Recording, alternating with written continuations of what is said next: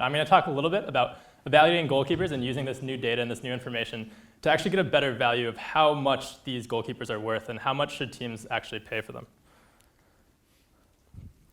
So this is a quote my father used to always say to me, is goalkeepers are the heroes and the villains. They're the only position on the field that are not allowed to make a mistake. And if you make that one mistake, even though everybody else can, you're typically blamed for it. If you come up big, you're regarded as the hero. You won the game. And if you let that one goal in, even if you couldn't have saved it or it was a lot of luck was behind it, you are typically regarded as the villain. And even though this one position carries so much weight and is so important on the field, teams aren't necessarily willing to pay for it. The most expensive transfer of all time was Neymar last year for £198 million. The most expensive goalkeeper transfer of all time was Buffon with £32 million. So there's a huge discrepancy there between field players and goalkeepers. And of all of the most expensive transfers, there is only one keeper in the top 50. So this is pretty clear that teams aren't willing to pay for them. What we wonder here is if the market is so saturated that there's a lot of parity in keepers, or if teams aren't really able to decipher who the best keepers are and how much value they actually add to a team. So what we want to know who the best keepers in the world are. We also want to know who the best up-and-coming keepers are that we might be able to acquire for much less money. And then can we quantify their value through data and actually put a price tag on this? And we're going to look at statistics beyond simple save percentage, beyond goals conceded, and et cetera. And so we know that raw statistics are ineffective metrics for goalkeepers. And recently, goalkeepers' responsibilities have exploded. They're now not only responsible for shot stopping, but they're responsible for organizing defensive shape, dominating the defensive third, beginning attacking patterns, and cleaning up everyone else's mess. And so what do goalkeepers even do? And this might be part of the reason why teams aren't willing to pay for them. So over on the left here, we have David De Gea's least active game. We see he's been in the box most of the time. He made a couple passes within the 18, recovered a couple balls, and faced a couple shots, and he didn't even have to make a save. So why should we pay keepers when that might be all they contribute in one game? On the other side, we have De Gea's most active game. So we see he's been all over the 18, making passes. He conceded one goal that landed in the bottom left corner of the frame, and he made a lot of saves within his own 6. So on the flip side, we really need somebody who's going to make those saves and keep us in the game. So can we all agree that David De Gea is good? I think so. But we want to actually see this through numbers and through data to objectively quantify that he is good. And so the first thing we're going to look at is how well he positions himself on shots.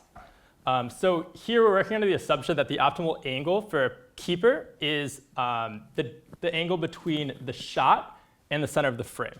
So the colors correspond to each shot and De Gea's position on those shots. So as you see in the gold here and on the red, he's perfectly positioned. On this blue shot here, he might deviate from that angle a little bit. So we're going to look at how that compares across the league, and we're also going to compare that to other not as talented leagues. So given this optimal angle calculation, we're calculating the difference in angle between the angle from the shot to the center of the frame and the keeper to the center of the frame. So these are the top 10 goalkeepers in the Premier League in terms of positioning. So we see David De Gea here at number 5. And actually leading the league is Ederson with an average deviation of 15.8 degrees. And so how that compares to League One. So here we're looking at the first and third divisions in England. And you see that these average deviations seem to be much smaller than these on the right. And that's really important. It's important for multiple reasons. But we tested this, and so we found that it is significantly different. It's significantly less in the Premier League than it is in League One. And so how can we use that information? It's important for scouting, seeing how good other keepers are. If they're out of position a lot, maybe we want to take advantage of that. It's also good for transfers, how we want to acquire players that are good positionally. And as we'll see later, it does carry a lot of weight in actually stopping shots. So another thing we looked at is distribution. So how quickly are keepers who recover the ball, they collect it, or they save a shot, getting rid of it? And we see De Gea here at number 4. He's on average getting rid of the ball within 870 milliseconds. So the play is very, very quick. And Hugo Lloris is leading the league with getting rid of the ball around half a second. And compared to League One, you see these numbers are typically higher. And that's how the distribution looks. So you see a lot higher density for League One at a greater time to distribution. And so, again, that is significant. Keepers in the EPL get rid of the ball quicker. And that's important because they want to start a counterattack. But another question here is, does the league demand that of keepers? Are these keepers actually more talented at recognizing opportunities up front, getting rid of the ball quicker, and starting the attacking patterns? So I'm going to then transition to this. So this is a quote from John Terry, where he said, Petr Cech will win Arsenal 15 points a year. That's a pretty bold statement, and that means a lot. That should place a lot of value on one individual player. And so can we actually estimate this net worth in points through numbers? And so using our chance quality model, we aggregate the expected goals each EPL keeper has faced this season, and then we take the number of goals they actually conceded and subtract that aggregated expected chance. And so as we see here, this is from the 2018 season. So this is showing that Nick Pope and David De Gea are the best performing goalkeepers in the league. And they've conceded 8 less goals than expected this year. That's a huge difference from Petr Cech and Simone Mignolet here at the bottom, who cost their team goals over expectation. And so is Petr Cech really worth those 15 points? Well, maybe not in 2018, but that is a lot of net value one individual player can put on an entire team. So how much better is David De Gea than Petr Cech? So here, we're using a matching algorithm to match really similar shots David De Gea faces to shots Petr Cech faces. And this can be replicated through different keepers, different leagues. And the idea here is to get really similar shots that each keeper faces and look at the pairwise difference in outcome. So one keeper making a save versus the other keeper is scoring a goal. And so this is what it looks like. These are the matched pairs. So here, this match is paired to this one here for David De Gea. And these two chances here are paired to these two chances for David De Gea. And similar for the other dots. The size of the dot corresponds to the chance quality, or the expected goals. And the blue is a save, and the red is a goal. So as you see here, really similar shots, really similar position. David De Gea makes 2 saves. Petr Cech allows 2 goals. And so we're going to see how that compares, or how that looks in video.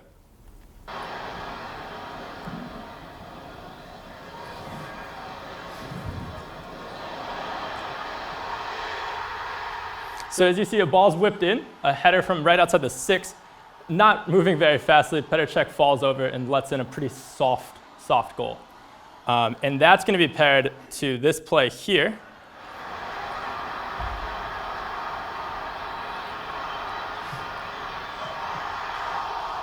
The ball's whipped in. It's an off-balance shot, but he gets it on target, and David De Gea comes up with a brilliant save. So the similar expected goals, the same angle to the shot.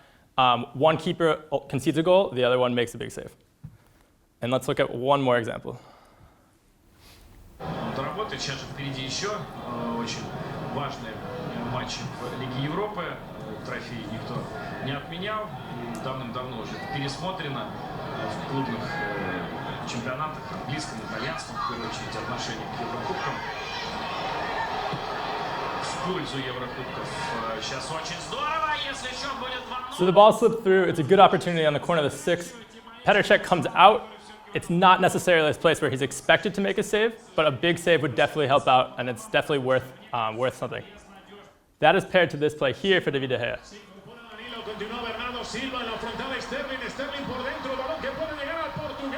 So a similar ball slipped through. David De Gea comes out, and he makes this good save based purely on his position to the ball. So keepers are expected to clean up that mess. And actually using that matching and looking at pairwise results, it showed that on similar matched pairs, David De Gea is worth over 12 goals a season compared to Petr Cech. And that's a lot. And that is definitely something to consider when you're looking, is a keeper actually worth all of this money? So the next thing we're going to move into is a little bit of density, and using our shots frame, we'll see that.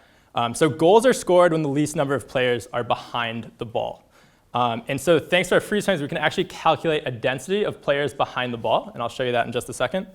And this density reaffirms the obvious intuition that we need to defend with the numbers behind the ball, and in certain systems, like for instance Burnley, as we've seen a number of times, are much more successful at that.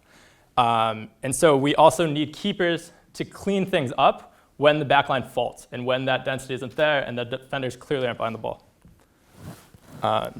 So here's a dense example. So we have a shot in blue here, and we have all of these defenders behind the ball. And so the way density is calculated is it's the sum of all of these inverse distances. So the closer they are to the ball, the greater effect they'll have, and the greater density metric that we'll actually get out of it.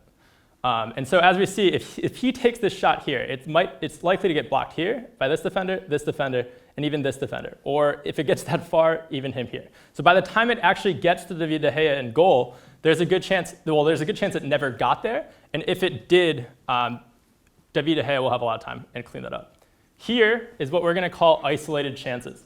So the shot's taken from here. We have one player close to the ball. He's on the left side. He's not really in that cone from the post to the shot. And we have two more players really far away, not having much effect on the actual shot. And this shot can get right through. And this is what we're going to call isolated chances. And they're the shots that are in the least density of our data frame.